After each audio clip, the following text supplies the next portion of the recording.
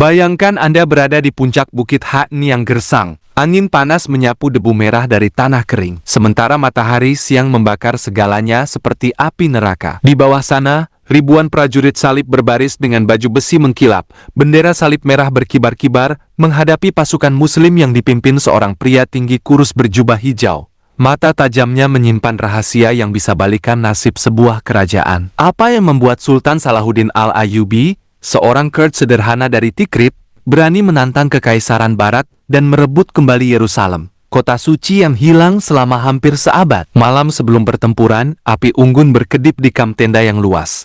Bayangan para panglima memanjang seperti hantu di gurun. Salahuddin duduk sendirian, tangannya memegang pedang legendaris, sementara angin membawa suara doa dari masjid jauh. Apa rahasia yang disembunyikan hati ini? Gumamnya pelan, memandang langit bertabur bintang yang seolah menyaksikan konspirasi besar antara manusia dan takdir. Di hati seorang pemuda bernama Ahmed, ajudan setia Salahuddin yang baru bergabung, ada gelombang emosi, takut bercampur kagum. Ia melihat Sultan itu bukan sekadar pemimpin, tapi manusia dengan beban rahasia keluarga yang bisa hancurkan segalanya. Bukit-bukit tandus Hatin membentang luas, seolah menantang, siapkah kau untuk petualangan yang akan ubah sejarah? Ahmed terbangun pagi itu dengan dada sesak. Suara azan bergema di lembah Hatin yang sunyi. Hamparan gurun yang luas terlihat begitu megah di bawah sinar fajar yang mulai menyingsing. Dengan pasir merah keemasan membentang hingga horizon, dihiasi semak-semak kering dan bukit tandus yang membentuk bayangan panjang seperti jari-jari raksasa. Sultan Salahuddin Al-Ayyubi berdiri di depan pasukannya. Suaranya penuh ketenangan dan keyakinan. Hari ini, kita bukan hanya bertarung untuk tanah, tapi untuk iman dan kehormatan umat. Ahmed merasakan jantungnya berdegup kencang. Ia ingat bagaimana ia bertemu Sultan pertama kali di Kairo, saat Salahuddin masih naik daun sebagai wazir Mesir di bawah Fatimiyah. Sultan itu lahir di Tikrit tahun 1138 dari keluarga Kurd sederhana, telah menempuh perjalanan panjang dari tentara biasa di bawah paman Shirkuh hingga merebut kekuasaan di Mesir setelah kematian Shirkuh. Tapi di balik keberhasilan itu, ada tekanan jiwa yang mendalam. Rahasia keluarga tentang ayahnya yang pernah diasingkan membuat Salahuddin selalu ragu apakah darahnya layak memimpin umat. Ahmed sebagai ajudan sering melihat Sultan berdoa sendirian di malam hari.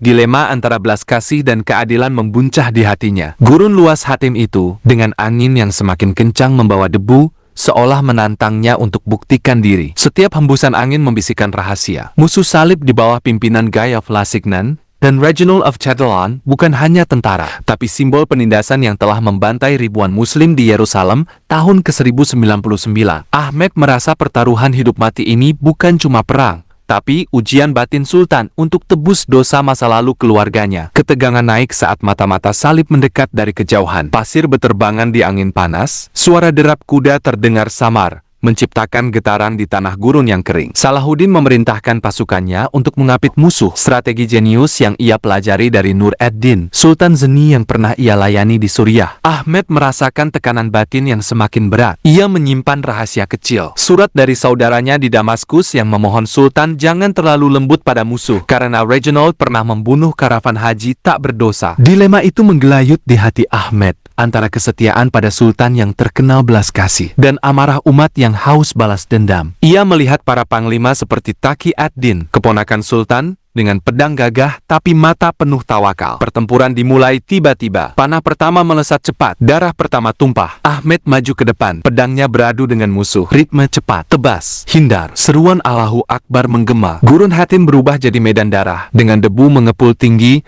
menciptakan pemandangan epik seperti lautan api dan besi. Setiap langkah Ahmed terasa berat, emosi bercampur, takut kematian, marah pada penjajah, dan kagum pada Salahuddin yang memimpin dari depan. Meski tubuhnya lemah karena sakit malaria yang sering kambuh, rahasia kesehatan Sultan itu disembunyikan rapat, karena jika bocor, bisa hancurkan moral pasukan. Konflik batin Ahmed memuncak di tengah hiruk-pikuk. Hamparan gurun berubah jadi neraka, dengan api yang dinyalakan pasukan muslim untuk jebak musuh yang haus di panas terik. Salahuddin berseru, "Ini pertolongan Allah." Tapi Ahmed terjatuh, luka di lengannya mengalir darah hangat. Saat itu, ingatan rahasia surat saudaranya melintas. Jika Sultan terlalu lembut, umat bisa memberontak. Pertaruhan nasib umat ini bukan hanya bagi Ahmed, tapi bagi Sultan yang pernah menyatukan Mesir dan Suriah setelah kematian Nur ad-Din tahun 1174 menghadapi pemberontakan internal dari keluarga Zeni. Ia bangkit, mata berkaca, melihat Salahuddin memimpin dengan strategi cerdas, menggunakan Bukit Tandus sebagai benteng, memotong pasukan air musuh. Emosi bercampur aduk, rasa sakit fisik, cinta pada Sultan seperti ayah, dan keinginan teguh meski hati remuk. Di sekitarnya prajurit gugur, jeritan bergema di angin gurun,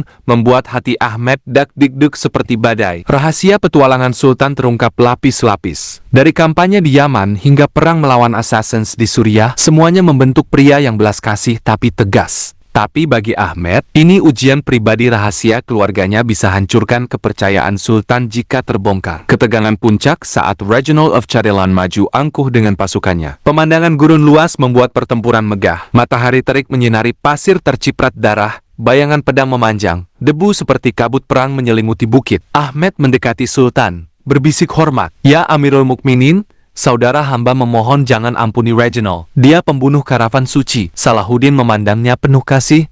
"Ahmed, keadilan bukan balas dendam, tapi rahmat." Dilema itu belah hati Ahmed seperti gurun retak. Ia lihat umat muslim kalah jumlah awalnya, tapi semangat bagai gunung. Dengan berani, Ahmed maju hadang Reginald. Pedang beradu keras, keringat campur darah. Rahasia strategi Sultan terasa dalam. Ada mata-mata muslim di kubu salib yang beri info. Bagian rencana ilahi. Setiap tebasan seperti pertarungan batin Ahmed, tekanan jiwa mencapai batas. Rahasia surat itu seperti bom waktu. Setelah Hattin, kemenangan datang tapi petualangan lanjut ke Yerusalem. Hamparan gurun berganti bukit Judea yang hijau. Kota suci terlihat dari jauh dengan tembok batu kuno. Kubah emas bersinar di matahari. Salahuddin pimpin pengepungan 25 September tahun 1187. Pasukannya menggali parit, mesin pelontar batu menghantam tembok. Ahmed rasakan ketegangan baru. Rahasia konspirasi internal. Bisik-bisik panglima yang inginkan pembantaian balas dendam seperti Crusaders dulu. Dilema Sultan memuncak antara janji belas kasih dan tekanan umat. Malam hari, di tenda Sultan, Ahmed dengar doa pelan. "Ya Allah, jangan biarkan hati ini gelap." Pemandangan landscape luas Yerusalem malam, cahaya obor berkedip, membuat hati dak-dikduk. Ahmed simpan rahasia besar. Ia keturunan keluarga yang pernah khianat Sultan di Mesir. Jika bocor, nyawanya taruhan. Pengepungan intensif, tembok Yerusalem retak. Penduduk salib dipimpin Balian of Ibelin bertahan mati-matian. Gurun sekitar berubah medan perang, dengan panah hujan, jeritan bergema. Ahmed maju di garis depan, hati penuh emosi. Takut gugur, setia pada Sultan, dan beban rahasia keluarganya yang bisa hancurkan persatuan.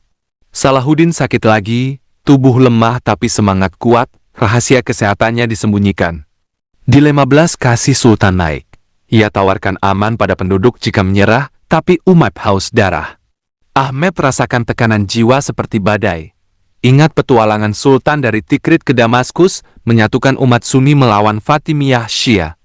Saat tembok Yerusalem jebol 2 Oktober tahun 1187, saat pasukan Muslim masuk, Salahuddin perintahkan hentikan pembantaian, beri aman pada Kristen dengan tebusan kecil, bahkan bayar sendiri untuk yang miskin.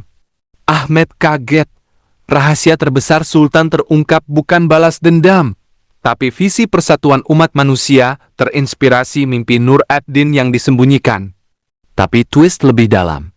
Saudara Ahmed ternyata mata-mata salib, surat itu jebakan untuk pecah pasukan, dan Sultan tahu sejak awal dari wahyu mimpi. Kemenangan diraih, Yerusalem kembali, tapi Ahmed berdiri di Al-Aqsa. Hati campur syukur dan bingung apakah belas kasih ini kelemahan atau kekuatan. Di akhir, hamparan Yerusalem senja tenang. Matahari terbenam merah seperti darah kemarin. Salahuddin peluk Ahmed, "Kau bagian rahmat Allah." Ahmed tersenyum samar, tapi hati paham kemenangan bukan akhir. Tapi awal ujian baru perdamaian ambigu dengan Richard Lionheart mendatang. Gurun Judea membentang luas. Simpan kisah penuh adab. Ajak renung. Rahasia hati manusia bisa ubah sejarah. Tinggalkan pesan mendalam yang buat ingin ulang cerita untuk paham sepenuhnya.